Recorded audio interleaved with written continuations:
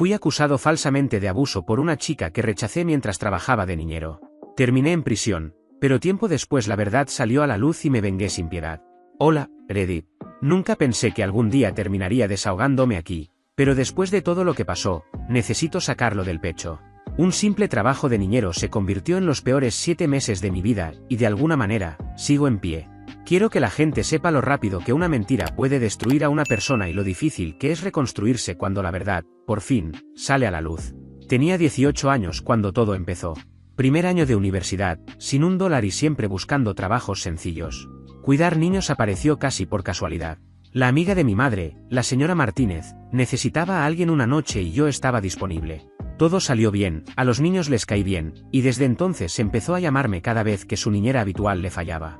Sus hijos, Pablo, 7 años, y Emilia, 5, eran geniales. Nada de berrinches ni desastres, solo 2 pequeños traviesos que pensaban que yo era el tío más guay del mundo porque les dejaba quedarse despiertos 20 minutos más y construía torres de Lego que llegaban hasta el ventilador del techo.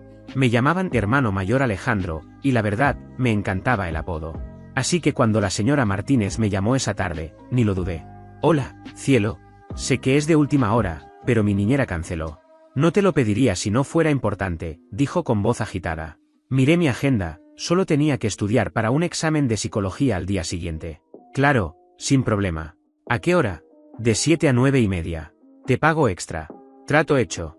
Me puse una sudadera, agarré la mochila y fui para allá. Los Martínez vivían en una casa acogedora de 2 plantas, con un porche blanco y una de esas banderas decorativas que brillan en la puerta. Esa noche decía, bendice este hogar. Cuando llegué, los niños ya estaban en pijama viendo un maratón de dibujos. La señora Martínez iba medio arreglada, el pelo rizado, tacones en la mano, corriendo de un lado a otro. Eres un salvavidas, Alejandro, dijo mientras buscaba las llaves en el bolso. La cena está lista, que se laven los dientes y que no se mueran hasta que vuelva. Me reí. Puedo con eso. Ah, y Carla quizá venga más tarde, añadió desde la puerta. Está con unas amigas, pero dijo que podría pasarse. Carla, la hija mayor de los Martínez, tenía 19 años y estudiaba en la universidad, vivía en el campus y solo pasaba por casa de forma esporádica, algunos días sueltos o ciertos fines de semana cuando podía. Aún así, tenía la costumbre de coquetear con todo el mundo, pero conmigo era distinto, evidente, insistente, del tipo que obliga a reír incómodo y cambiar de tema. Solía buscar cualquier excusa para escribirme cuando yo cuidaba a los niños, ¿cómo está mi hermanito? ¿O necesitas compañía mientras duermen? Yo siempre la ignoraba o respondía con educación. Una noche, 2 meses antes, apareció mientras yo estaba de niñero. Dijo que solo quería hablar. Como los niños ya dormían, pensé que no pasaba nada. Pero entonces me confesó que le gustaba mucho. Cuando le respondí con suavidad que no sentía lo mismo, se vino abajo por completo, lágrimas, gritos, el drama entero. Ni siquiera te importo, gritó, caminando de un lado a otro del salón. ¿Te crees demasiado bueno para mí solo porque tú siempre estás concentrado en tus cosas y yo no? Fue incómodo, pesado. Le dije que estaba exagerando y se fue dando un portazo. Una semana después actuó como si nada hubiera pasado, sonrisas, comentarios sobre mi corte de pelo. Me pareció extraño, pero decidí dejarlo pasar. Pensé que ya lo había superado. A eso de las 9, los niños ya estaban medio dormidos en el sofá. Llevé a Pablo a su cama y luego a Emilia, que murmuró un buenas noches, hermano mayor antes de quedarse frita. Estaba recogiendo las migas de la merienda cuando escuché abrirse la puerta principal. Era Carla. No dijo nada. Se quedó parada en el umbral, mirándome un segundo. Los mismos ojos azules, pero sin sonrisa, solo una expresión tensa, como si hubiera llorado o estuviera enfadada. Hola, dije, intentando sonar normal. Tu madre dijo que quizá venías. No respondió. Pasó a mi lado y subió directamente las escaleras. Sus pasos eran lentos, pesados, ni una sola mirada atrás. Vale, pensé. Mala noche. No es mi problema. Terminé de recoger, me senté en el sofá y puse un capítulo repetido de The Office. A las 9:30 vi unos faros por la ventana, la señora Martínez había vuelto. Entró radiante, maquillaje perfecto, con esa energía de quien ha pasado una muy buena noche. Eres el mejor, Alejandro, dijo dejando el bolso en la encimera. Los niños perfectos. Se apagaron solos. Genial. Sacó dinero de la cartera y me lo entregó con una sonrisa cálida. Te debo una grande. Tomé la mochila, me despedí y salí. El aire era fresco, la calle estaba en silencio y mi coche seguía aparcado bajo la farola. Recuerdo haber pensado que era una noche tranquila, una noche cualquiera.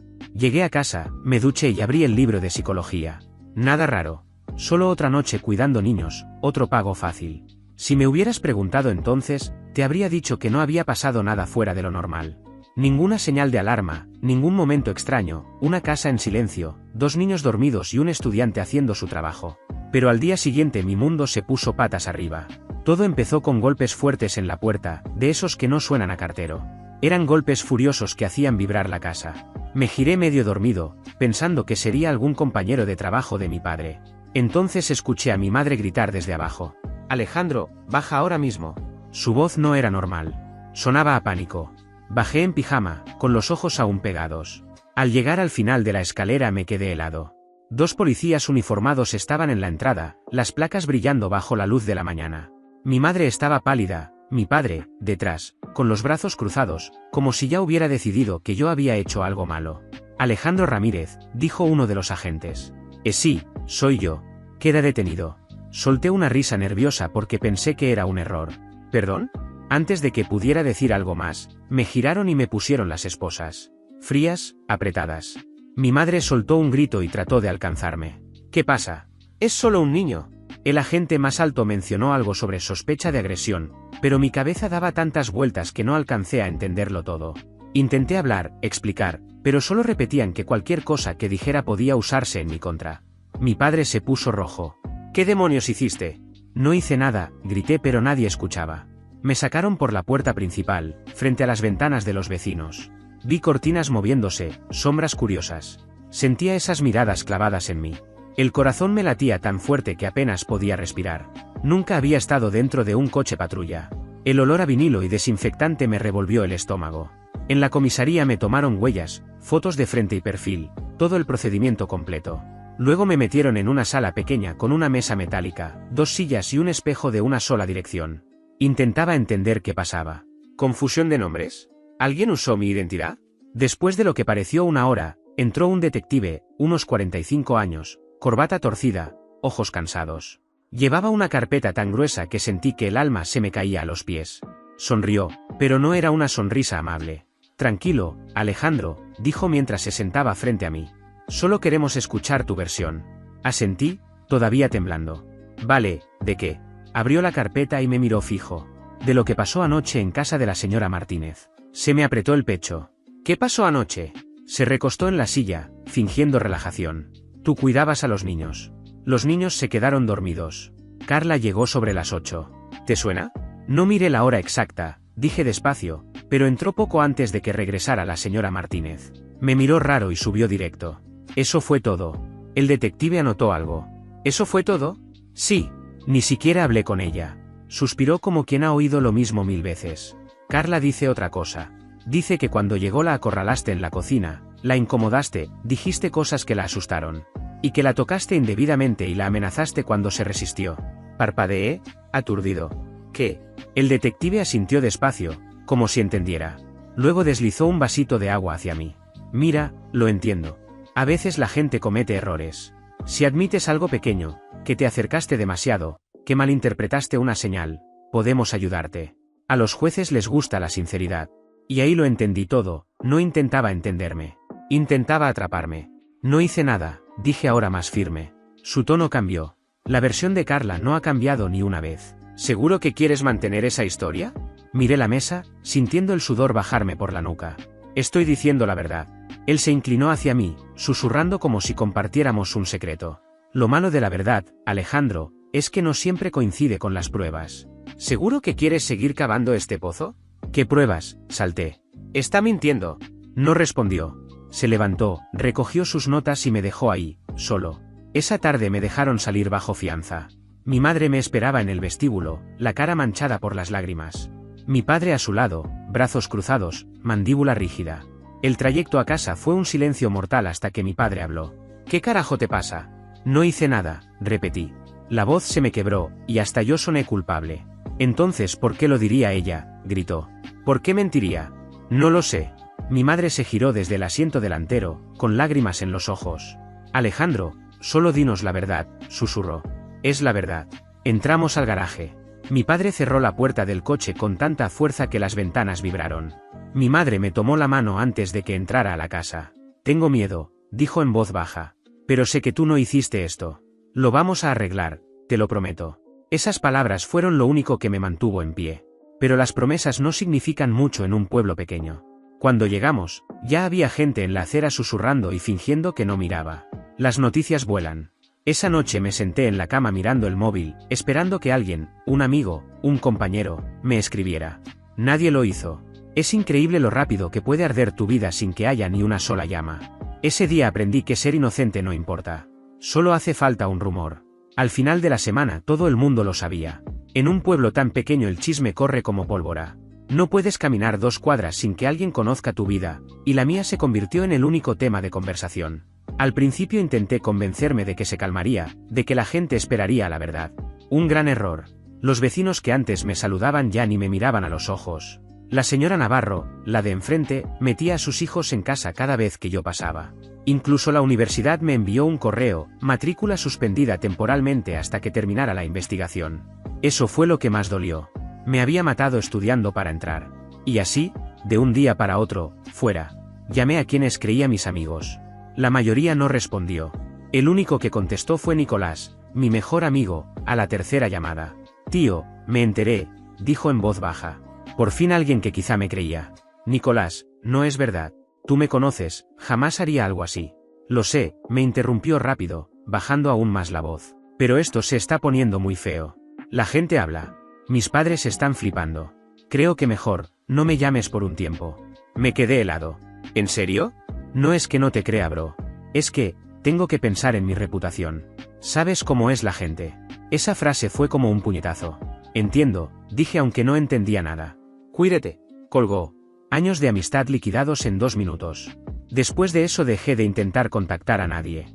Ya no quedaba nadie. En casa la tensión empeoraba cada día. Mi padre apenas me hablaba, solo para dar órdenes o insistir en que admitiera que lo había hecho.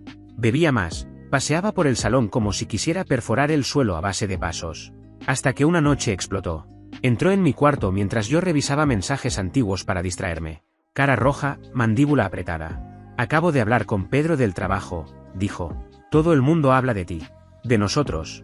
Has avergonzado a toda la familia.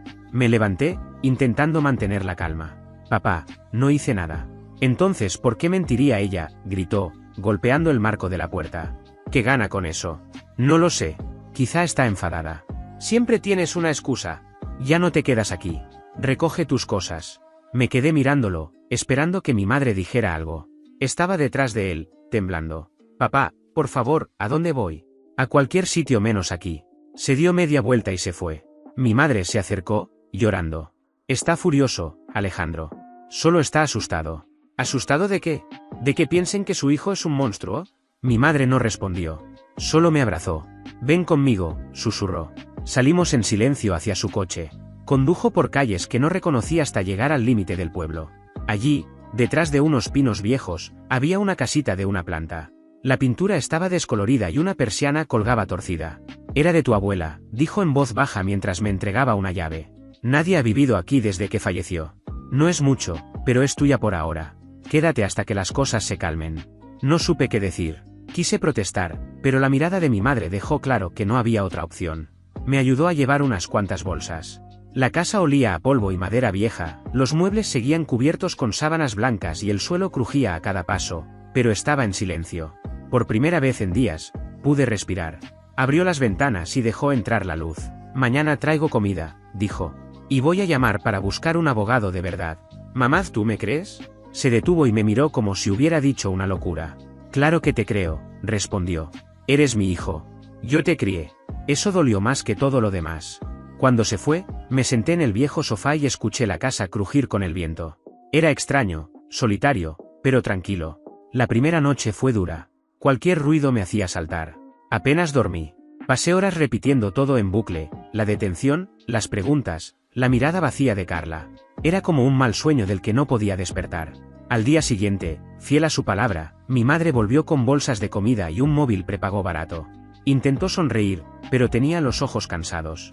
Se quedó una hora, sentada a mi lado mientras desayunaba. No habló mucho, solo lo básico, descansa, vuelvo pronto. Se notaba que contenía las lágrimas por mí. Los días pasaron así, largos, vacíos, silenciosos. Mi madre venía cada 2 o 3 días, siempre mirando por encima del hombro antes de llamar. Mi padre no apareció ni una vez. Lo único que me mantuvo entero fue la fe de mi madre. Cada vez que me miraba lo veía en sus ojos, la certeza absoluta de que yo no era lo que decían. Y cuando el mundo entero me dio la espalda, su voz fue la única que siguió sonando humana. Un mes después de la detención tuve la primera audiencia preliminar. El juicio real no empezó hasta meses más tarde. Recuerdo estar en el pasillo del juzgado, sudando. Cada vez que se abrían las puertas veía caras conocidas, vecinos, antiguos profesores, todos allí para ver el espectáculo. Cuando dijeron mi nombre sentí que el suelo se inclinaba. La sala estaba llena. Carla estaba en la mesa de los testigos con su abogado, el pelo recogido y un jersey sencillo que la hacía parecer suave e inofensiva. Nunca la había visto tan tranquila. Cuando subió a declarar, empezó a llorar casi de inmediato. Lágrimas reales o gran actuación, ya no podía distinguirlo. Dijo que cuando llegó a casa yo la estaba esperando en la cocina, que la acorralé, que le dije cosas que la asustaron y en ese momento la empecé a tocar íntimamente, quedándose paralizada y que luego subió corriendo a su cuarto cuando terminé. La voz se le rompía en los momentos exactos. El jurado la devoraba con la mirada. Luego soltó la parte que me hizo querer gritar, que al principio pensaba que yo le gustaba, pero que se dio cuenta de que solo fingía ser amable para acercarme. Lo mismo que me había dicho meses atrás, pero completamente al revés. Apreté la mesa hasta que los nudillos se me pusieron blancos. Mi abogado, un hombre de mediana edad llamado Luis, que parecía más cansado que confiado, susurró: «No reacciones». Pero era imposible. Después empezó el desfile, vecinos diciendo que siempre les di mala vibra, un compañero de instituto, al que apenas conocía, afirmando que yo era demasiado cariñoso con los niños, y que alguien de la universidad decía que últimamente yo estaba distante, como si estar callado fuera prueba de culpa. Ninguno tenía pruebas reales. Solo sensaciones. Y con sensaciones bastaba. Cuando llegó nuestro turno, Luis se levantó. «Señoría, existe motivo para creer que podría existir una grabación de la cámara RIN de la casa, que confirmaría los movimientos de mi cliente». La sala se agitó. Por primera vez, algo que podía ayudarme. Pero antes de que él continuara, la señora Martínez, con el rostro ojeroso y las manos temblorosas, subió al estrado. «La cámara RIN lleva semanas sin funcionar», dijo en voz baja. El objetivo se rompió en una tormenta. Mi marido iba a cambiarla, pero nunca lo hizo. Se me cayó el alma a los pies. El fiscal, un tipo elegante con el pelo perfectamente peinado, no perdió ni un segundo. «Qué conveniente», dijo asegurándose de que el jurado lo escuchara. «La única prueba que podría mostrar lo que pasó realmente, ahora está rota». Luis objetó, pero el juez le pidió que continuara. Y eso fue todo. Sin vídeo, sin pruebas, solo su palabra contra la mía. Cuando me tocó declarar, conté la verdad, cada detalle, que Carla llegó poco antes que su madre, me miró de forma extraña y subió directamente, que yo no salí del salón, que la señora Martínez llegó después y me pagó como cualquier otra noche. Intenté sonar calmado, pero podía sentir los ojos de Carla clavados en mí, fríos, desafiantes. El fiscal me destrozó. «¿Entonces espera que el jurado crea que ella se lo inventó todo?» «Sí. ¿Y por qué haría eso?» Dudé. «Porque la rechacé hace meses». La sala murmuró. Carla puso una cara de sorpresa perfecta, casi teatral, como si yo hubiera dicho algo indecente. El fiscal sonrió con soberbia. «O sea que ahora ella miente por amor no correspondido. Esa es tu historia». Quise gritar que era la verdad.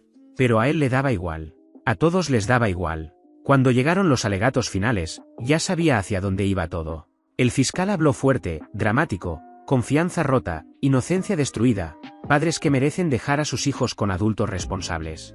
En ese momento yo ya no era una persona. Era un titular. Luis intentó hacer lo suyo. Habló con calma, aunque con cansancio en la voz, sobre la ausencia de pruebas físicas, las inconsistencias en la historia de Carla, la duda razonable. Pero la duda razonable no compite contra una chica de 19 años llorando delante de un pueblo que ya había decidido que yo era culpable. El jurado deliberó quizá 1 hora. Ni tiempo para almorzar. Cuando volvieron, ninguno me miró a los ojos. El portavoz carraspeó y dijo la palabra que nunca olvidaré: culpable. El mundo quedó en silencio. Yo no me moví. Detrás de mí, mi madre soltó un sollozo ahogado. Mi padre se levantó, con la cara endurecida, y salió del juzgado sin decir una palabra. La voz del juez me llegó lejana, como si estuviera bajo el agua, mientras leía la sentencia: 4 años en una prisión estatal. La condena definitiva llegó semanas después, los mismos 4 años. Una semana más tarde me subieron al autobús. Esposas en las muñecas, grilletes en los tobillos. Un viaje largo por el medio de la nada. El tipo sentado a mi lado tarareaba sin parar. Cada bache hacía sonar las cadenas. Al cruzar las puertas de la prisión, el sonido me golpeó primero, puertas metálicas cerrándose, guardias gritando, voces rebotando en el hormigón. La primera semana fue caos. El ruido era constante, gritos, pasos, metal chocando. Ni dormir servía. No había silencio ni por un minuto. El aire olía a sudor y lejía. A los 18 no tenía idea de cómo sobrevivir allí. Los guardias no explicaban nada, manos a los lados, vista al frente, no hablar. Aprendías observando. Y si rompías una norma, lo descubrías por las malas. Al tercer día, todos sabían por qué estaba dentro. En prisión las noticias vuelan. Yo era el violín de mujeres. Y con ese apodo, los rumores hicieron el resto, convirtiéndome en algo mucho peor. Mira, el violín, soltó uno en la fila de la comida. Otro se rió. Que lo mantengan lejos de los novatos. Intenté ignorarlo, pero no puedes esconderte cuando todos están encerrados juntos. El primer golpe llegó de la nada. Estaba en el comedor con la bandeja cuando alguien me dio un empujón y tiró toda la comida. Me giré para disculparme, pero el tipo solo sonrió. Cuidado por dónde vas, violín. Antes de que pudiera responder, me empujó otra vez. Luego vino el puñetazo directo a la cara. Todo se volvió blanco. Caí al suelo y la bandeja salió volando. Los guardias no se movieron. Miraban. Uno incluso sonrió. Me levanté sangrando, mareado, humillado. Esa noche dormí con un ojo abierto. Días después volvió a pasar, esta vez en el patio. Dos tipos me rodearon, insultándome. Intenté alejarme, pero uno me agarró de la camisa. ¿Te crees mejor que nosotros? Lo siguiente que recuerdo es despertar en la enfermería con el labio partido y un ojo hinchado. La enfermera no preguntó nada. Me dio analgésicos y me dijo que me largara. Ahí entendí que estaba completamente solo. Entonces apareció José. Era mayor, quizás a finales de los 40, con canas en la barba y un modo de moverse tan tranquilo que parecía fuera de lugar en ese caos. La primera vez que lo vi, yo intentaba quitar la sangre de mi camiseta. Si sigues frotando así solo vas a fijar más la mancha, dijo sin levantar la vista. No respondí. Aún intentaba decidir si se estaba burlando. Finalmente me miró. Tranquilo, chaval. No vengo a darte. Así empezó. Poco a poco, sin prisa. Él no preguntó por mi caso y yo tampoco por el suyo. Solo trabajábamos juntos, codo a codo. Con el tiempo empezó a darme pequeños consejos. Baja la cabeza. No hables demasiado. Tampoco no hables demasiado poco. Y pase lo que pase, no reacciones a los rumores. Una vez le pregunté cuánto llevaba dentro. Se encogió de hombros. Demasiado. Con los meses supe que llevaba años peleando su propia condena. Decía que el sistema lo masticó y lo escupió. Los abogados de oficio no defienden, mueven papeles, me dijo un día. ¿Quieres sobrevivir aquí? Recuerda quién eres tú, no lo que dicen que eres. José se convirtió en la única persona en la que confiaba. Una tarde me vio perdido en mis pensamientos mientras trabajábamos. Estás pensando en cómo era todo antes, ¿verdad? Dijo. Todos lo hacemos al principio. Asentí. Él suspiró. Eso ya no existe.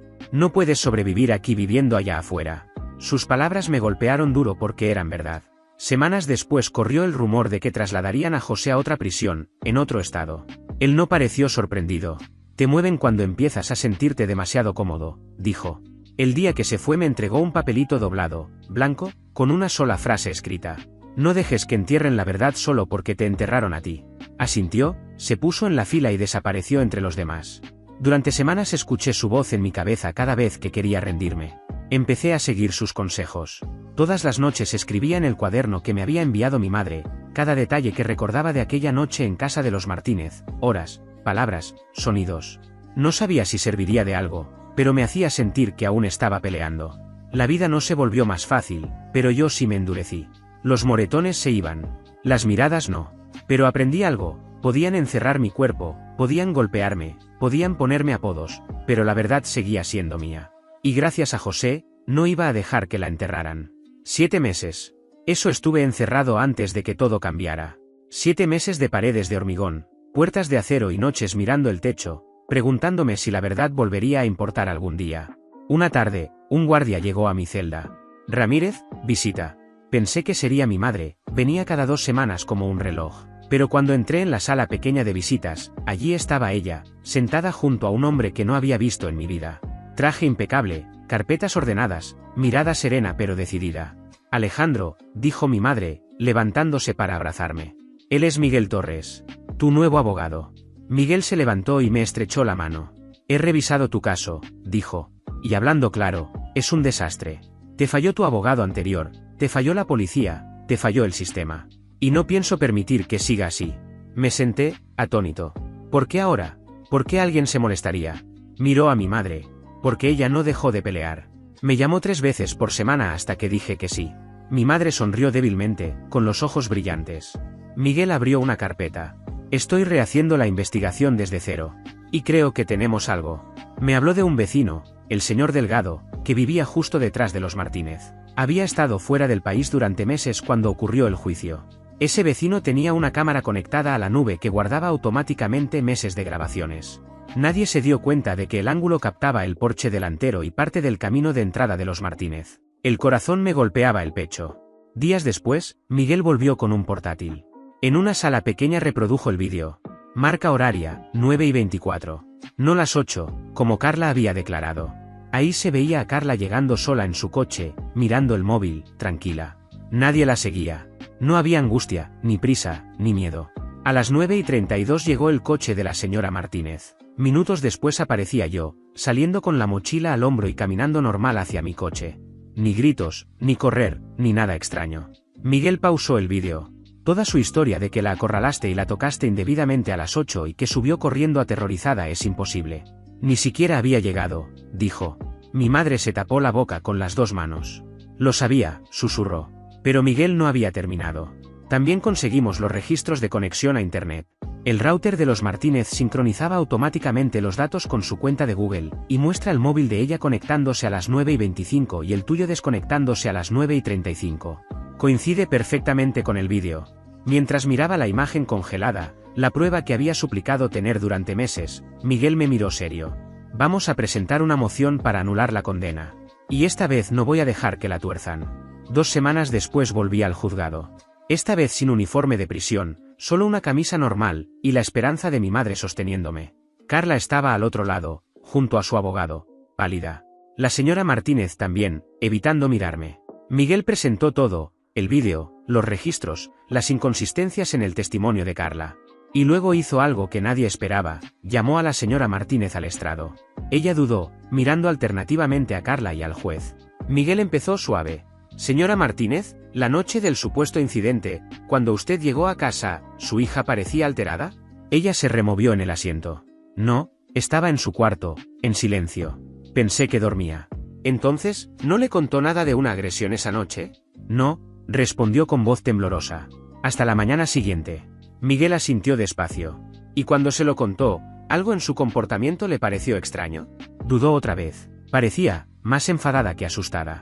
Miguel se volvió hacia el juez. Para que quede claro, la supuesta víctima no mostró signos de angustia, no realizó una denuncia inmediata y presentó una cronología que contradice directamente la evidencia física. El fiscal intentó objetar, pero el juez hizo un gesto para que Miguel continuara. Miguel volvió a poner el vídeo. Aquí está Carla llegando tranquila y sola a las 9:24. Aquí llega la señora Martínez a las 9:32. Y minutos después sale mi cliente. No hay enfrentamiento, no hay pánico, no hay ninguna evidencia de miedo. Cuando Carla regresó al estrado intentó mantener la compostura, pero cuando Miguel le preguntó por qué su cronología no coincidía con el vídeo se quedó helada. Debo haberme confundido de hora, balbuceó.